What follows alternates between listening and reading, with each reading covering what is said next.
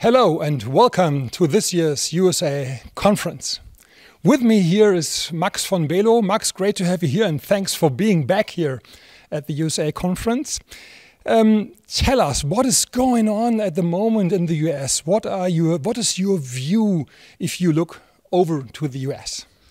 Thanks, Oliver, for having me again. I think 7th year, great turnout so far. We like it. And I think it shows there's so much going on in the US market at the moment. Obviously, the US is not immune to any crisis or recession like the other markets, but we believe we're already quicker out of it. It looks much better at the moment. There's promising opportunities. And what we've truly seen, the US dollar has been shown again as being the safe security currency of the world. So if you want to invest somewhere in a dollar-denominated area, that definitely should help your portfolio.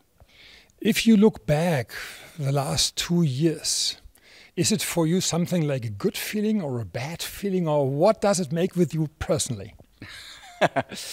I always liked the US because, as said to you before, it's the biggest, the most transparent, the most liquid market.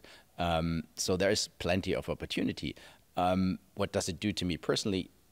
I think you need to evaluate your possibilities. Where should I invest? And I assume a lot of the European investors, the German, have invested a lot of their home market.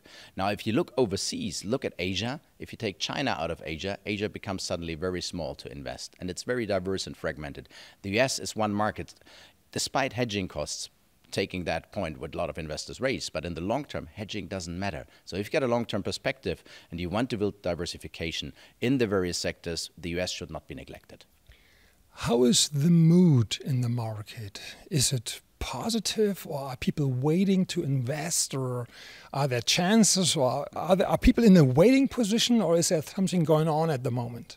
I think we're not in a state of the market as we've been before, where people at the sidelines get crowded because so many people are waiting. There are opportunities. Obviously, addressing the elephant in the room, office is a difficult sector, people shying away from that. But if you look at the industrial sector, logistics, still very interesting. Multifamily, tremendous success story over the last couple of years, and it will continue to be a success story. Niche sectors, data centers, senior housing, affordable housing from the housing segment. I think there are clear opportunities which are driven by need and by necessity. So pick your bets, make a good underwriting, and take your chances. This looks like a great preview. What is then so new about Affinius at the moment? This is a very new brand, more or less coming up.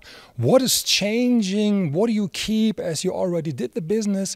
Is the business model changing? Tell us something about your new brand and about what's going on in your company. Yeah, thank you for that question. Happy to do that. Nothing has changed. It's the same team, it's the same mission. We just rebranded because 3 years ago there was a management buyout. We could keep the name USA Real Estate for another 3 years.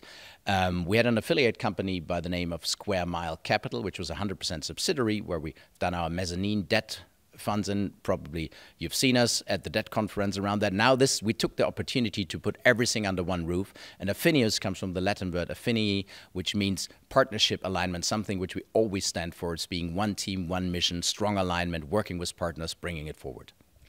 And what is, let's say, what is the target?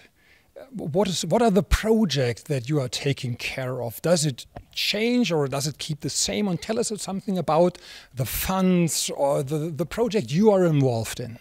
Nothing has changed from the funds. The funds are always the same as we did before. We stick to our knittings. A new name doesn't mean you need to change and come up with extremely new things. I think we do what we believe we do best and what we've done over the last 40 years as one team with one mission, now under one roof with a new name. So we're focusing on the sectors where we've got very high conviction in, which is industrial, which is data centers, which is multifamily, which is in partly life science. So what we like, classic sectors, as said, industrial, multifamily, residential, and then where's the crossroad between real estate and technology? Where is the industry heading to? Where can we, as bricks and mortar guys, support new technologies and deliver the shell, for lack of a better term, to serve these and to cater towards these?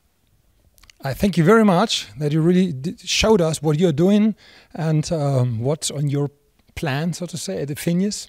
And yeah, thanks for watching.